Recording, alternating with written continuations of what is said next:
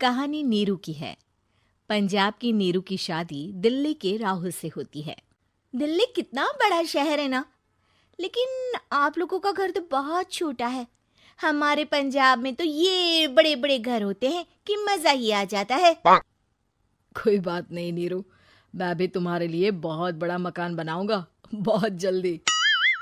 नीरू के पिता जहाँ पंजाब के जाने माने व्यापारी थे, वहीं उसका पति राहुल दिल्ली में एक सिंपल नौकरी करता था। माँ, यहाँ तो घी मक्खन इतना महंगा है कि क्या बताऊं। मैं तो तरस ही जाती हूँ घी खाने के लिए। नीरू की माँ को ये सुनकर बहुत दुख होता है। मेरी बेटी को घी नसीब नहीं हो रहा है और ये बहू यहाँ बैठकर घी में शक्कर डाल रही है। देख वनिता, मैं साफ कह रही हूँ, इस घर में जितना घी आएगा उतना ही मेरी बेटी के घर दिल्ली भी जाएगा। अरे ये क्या बात होती है माँ जी? बेटी का उतना ही करो जो अच्छा लगे। अब क्या मायके से घी और मक्खन तक की सप्लाई करोगी आप? हाँ, मेरी बेटी किसी चीज को तरसे मुझसे बर्दाश्त नहीं होता।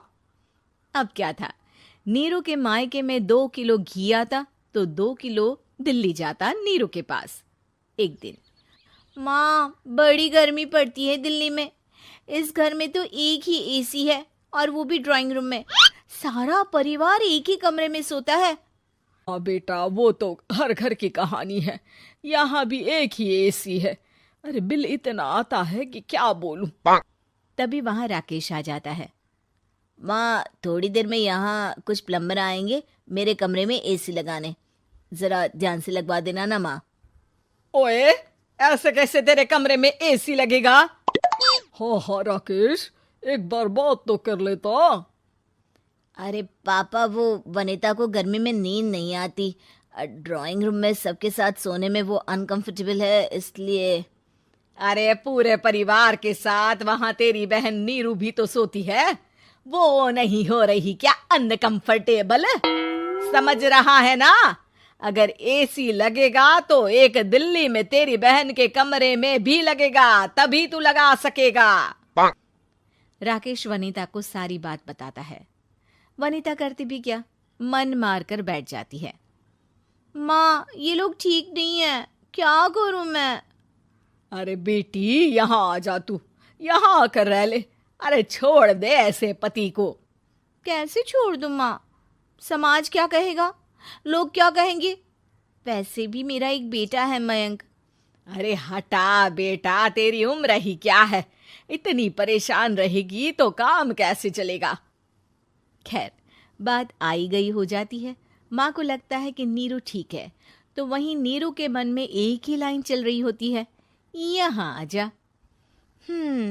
माँ ने तो बोल ही दिया है कि यहाँ आजा। बस मयंक थोड़ा सा बड़ा हो जाए, इन गरीबों को छोड़कर मैं वापस माँ के पास ही चली जाऊंगी। वो इसी सोच में बाजार में चल रही थी कि मैम, आपका दुपट्टा जमीन को छू रहा है। नीरू जैसे ही उस लड़की की तरफ देखती है, देखती ही रह जाती है। हाय रे, कितना सुंदर लड़का है ये। अब क्या हुआ? मैंने कहा आपका दुपट्टा। तो खुद ही उठाकर दे दो ना। लड़का समझ जाता है कि नीरू उस पर फिदा हो चुकी है। वो उससे उसका नंबर लेकर चला जाता है।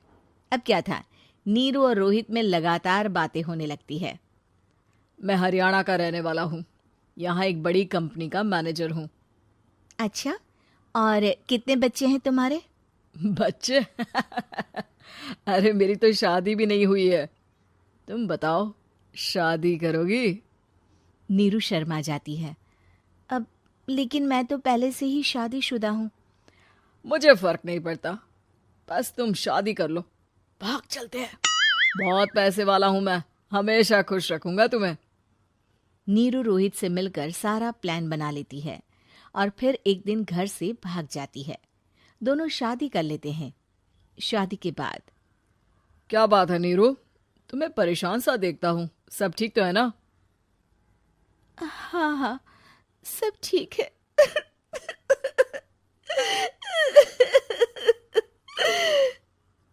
ये कहते कहते ही वो रोने लगती है। अरे क्या हो गया, रो क्यों रही हो? मैंने तुमसे एक बात छुपाई है। और वही बात अब मुझे परेशान कर रही है। रोहित, मेरा एक बेटा भी है, उसका नाम मयंक है। क्या बात कर रही हो? ये तुमने मुझे पहले क्यों नहीं बताया? देखो नीरू, मेरी माँ को मैंने ये नहीं बताया है कि तुम शादीशुदा हो। बच्चा मैं मैनेज नहीं कर पाऊंगा। नीरू को समझ में नहीं आता कि वो क्या करे। तुम उस बच्चे को अपनी माँ को क्यों नहीं दे देती? नीरू चुपके से माँ को फोन करती है। माँ, क्या मयंक को तुम रख सकती हो? बेटा, मैं राकेश के साथ बात करती हूँ। आखिर घर का बेटा वही है, जो वो बोलेगा। वैसे भी बेटा, तूने जो किया है ना, उसके बाद से पूरा घर तेरी बुराई कर रहा है। मैं भी अब किसी से तेरे लिए लड़ नहीं सकती। राकेश बेटा, नीरू ने तो जो किया बहुत ही बुरा किया, लेकिन मैं सोच रही थी कि क्यों ना मयंक को हम यहाँ ले आए। तभी वनीता बोल पड़ती है। वाह जी, ऐसे कैसे यहाँ ले आए? यहाँ क्या भंडारा भरा है? और जिस बच्चे की माँ ने नहीं सोचा, उसके लिए हम क्यों सोचे? नीरू को एक बार तो अपने बच्चे के बारे में सोचना चाहिए था ना। अरे लेकिन तेरे पास भी तो लड़का नहीं है ना वनीता। माँ, वनीता ठीक बोल रही है। कल को वो बड़ा होकर इसी घर का हिस्सा मांगेगा तो हम क्या करेंगे? माँ कहती भी तो क्या, वो चुप रह जाती है। वहीं नीरू का पहला पति कहता है। माँ, अगर आज भी वो वापस आ जाए तो मैं उसे माफ कर दूंगा। बेटा, गरीबी चीज ही ऐसी है, क्या करेगा? तू तो अब मयंक का सोच। वो बेचारा तो बिना माँ का हो गया। मयंक के खातिर तू दूसरी शादी कर ले बेटा। लोगों के लाख समझाने के बाद नीरू के पहले पति की शादी रिद्धि से हो जाती है, जिसके पहले पति से 2 बच्चे होते हैं। देखो जी, मैंने शादी सिर्फ बच्चे के खातिर की है। मैंने भी शादी सिर्फ बच्चों के खातिर की है।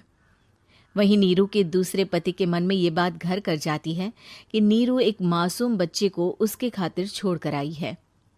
अब देखो नीरू, मुझे लगता है कि जो औरत अपनी कोख का बच्चा छोड़ सकती है, वो तो कुछ भी कर सकती है। कल को तुम्हें मुझसे अच्छा कोई मिल गया तो तुम तो मुझे भी बाय बाय कर दोगी ना। नीरू को अब उसका दूसरा पति ताने देना शुरू कर देता है। तंग आकर नीरू उसके यहाँ से भागकर अपने पहले पति के पास चली जाती है, लेकिन ससुराल में क्या लेने आई है नीरू, मयंक को?